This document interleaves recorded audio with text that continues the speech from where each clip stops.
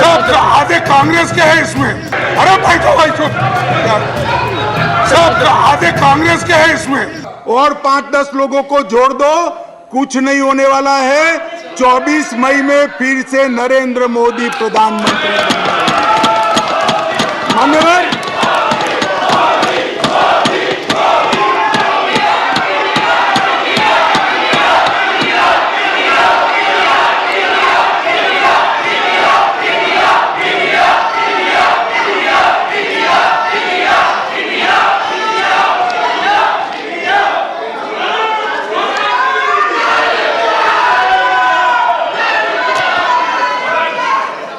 मान्यवर श्री संजय राउत ने कहा,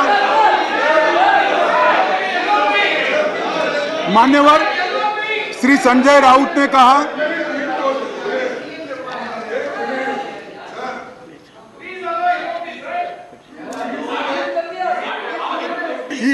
I know, but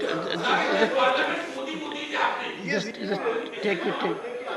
Don't get agitated, sir. We will have a good transactional business. Yes, leader of the opposition. Your point of order, sir. देखिए, जरा मुझे 2 minute chance दीजिए बस। देखिए शाह साहब,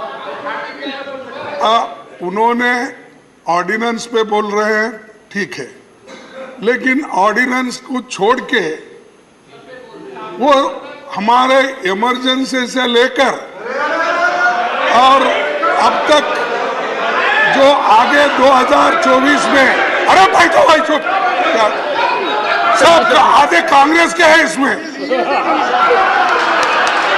आधे कांग्रेस में है।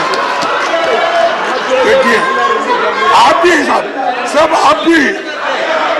आप भी थे तो सर मेरा एक ही निवेदन है कि शाह साहब अच्छे भाषा में बोलते हैं, हिंदी में अच्छा, जैसा अंग्रेजी में हार्वर्ड को उन्होंने बोले कि अच्छे शब्दों में ऐसा वैसा ही वो भी हिंदी में बहुत अच्छे तरीके से व्याकरणबद्ध हिंदी बोल रहे हैं, ठीक है। लेकिन क्या बोल रहे हैं कि 2024 के इलेक्शन को वो संदेश दे रहे हैं यहाँ से कि हम जीतेंगे। माननीय खड़गे जी, एक और अपोजिशन का पूरा अपोजिशन के टीका टिप्पणी कर रहे हैं। आप अपने विषय पे बोलिए। माननीय खड़गे जी, आप डिबेट में करीब पूरे समय रहे हैं। और डिबेट में आप करीब पूरे समय रहे हैं, पर कुछ समय आप नहीं थे। मैं आपको कह सकता हूं कि आप रिकॉर्ड को देखिए, सभी सदस्यगण ने अपने भाषणों के अंदर जो आयाम अपनाया है उसका रिस्पॉन्स है। ये नहीं, ये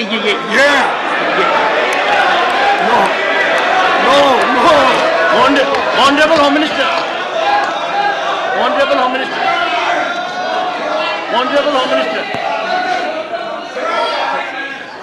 ऑनरेबल होम मिनिस्टर। खड़गे साहब मैं ध्यान रखता हूं,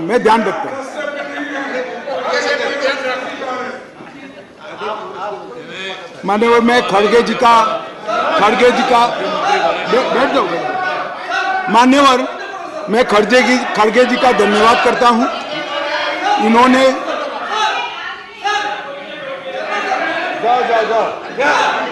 मान्यवर मैं खड़गे जी का धन्यवाद करना चाहता हूं कि इन्होंने मुझे सदन की उच्च परंपराओं का ध्यान दिलाया। मैंने सदन की परंपराओं का ध्यान रखते हुए सटल वे में मेरी बात कही थी, परंतु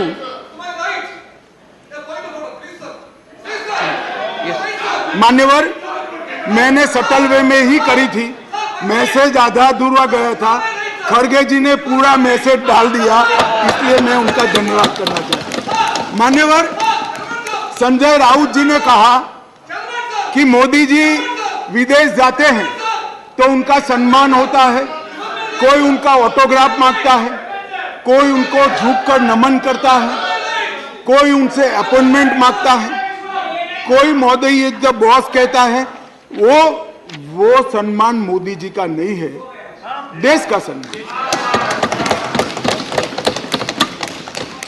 मैं यही कहना चाहता हूं हमारे मन में कोई मुगलता नहीं है कि नरेंद्र मोदी व्यक्ति का सम्मान है, ये नरेंद्र मोदी नाम के देश के प्रधानमंत्री का सम्मान है। मगर इतने सारे देश के राष्ट्रपति, प्रधानमंत्री, राष्ट्राध्यक्ष भारत के प्रधानमंत्री को सम्मान देते हैं, इससे देखकर आप भी जरा देना चालू करो तो थोड़ा अच्छा दिखेगा। मान्यवर, कम्युनिस्ट पार्टी के 2 सदस्यों ने मेरी पार्टी का उल्लेख देकर कहा कि मेरी पार्टी का आजादी के आंदोलन में कोई इतिहास नहीं है, हिस्सा नहीं। सुनिए, मगर मैं उनके एक व्यवहारिक जनरल नॉलेज पर क्वेश्चन उठाना चाहता हूं कि जो व्यक्ति का, मतलब इंस्टीट्यूशन के नाते कहता हूं, जो पार्टी का जन्म ही 1950 में हुआ हो, वो आजादी के आंदोलन में कैसे हिस्सा ले सकते हैं भैया? हमारी पार्टी का जन्म ही 1950 में हुआ, हम कैसे आजादी का आंदोलन लड़ेंगे? मान्यवर, मगर कई ऐसे हमारे फाउंडर मेंबर थे, श्यामा प्रसाद मुखर्जी से लेकर कई सारे। आज बंगाल अगर भारत में है तो श्यामा प्रसाद मुखर्जी के कारण है, और अगर आज कश्मीर भारत में है तो श्यामा प्रसाद मुखर्जी के कारण। और मान्यवर, ये कह रहे थे ये नागपुर से इशारा आता है, नागपुर से।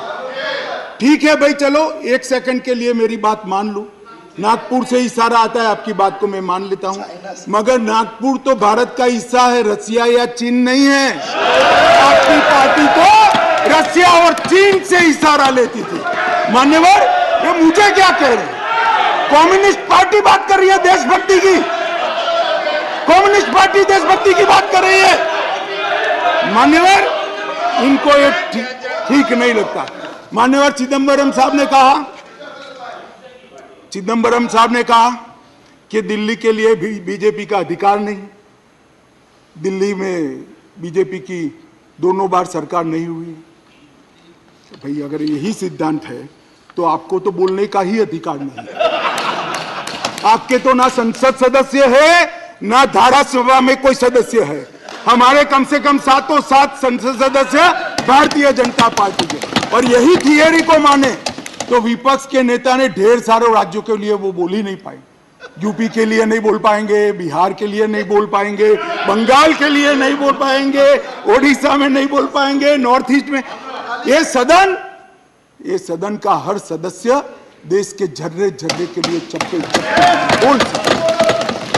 किस तरह से देश के गृह मंत्री को रिस्ट्रिक्ट करना चाहते हैं? मान्यवर, मैं सदन का सदस्य हूं तो भी देश के किसी भी हिस्से के लिए चिंता करने का मेरा अधिकार है और संविधान दत्त अधिकार। मान्यवर, किस प्रकार की बात इतने सीनियर व्यक्ति करते हैं? मान्यवर,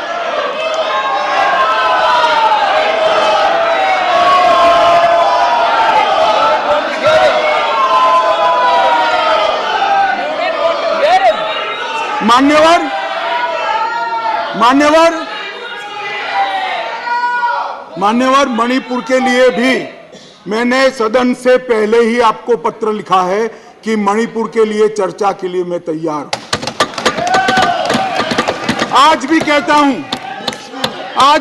हूं, अभी 11 तारीख बाकी है, हमें कुछ छिपाना नहीं है। छुपाना आपको है जो चर्चा होने नहीं देते हो, आपको छुपाना है।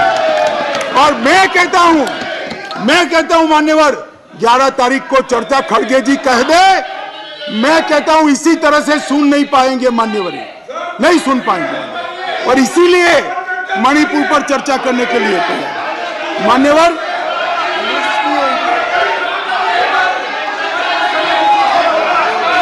मान्यवर, उनको मालूम है कि बिजनेस एडवाइजरी कमेटी समय तय करती है। मैं अभी देश की जनता के सामने कहता हूं, 11 तारीख को, एक सेकंड,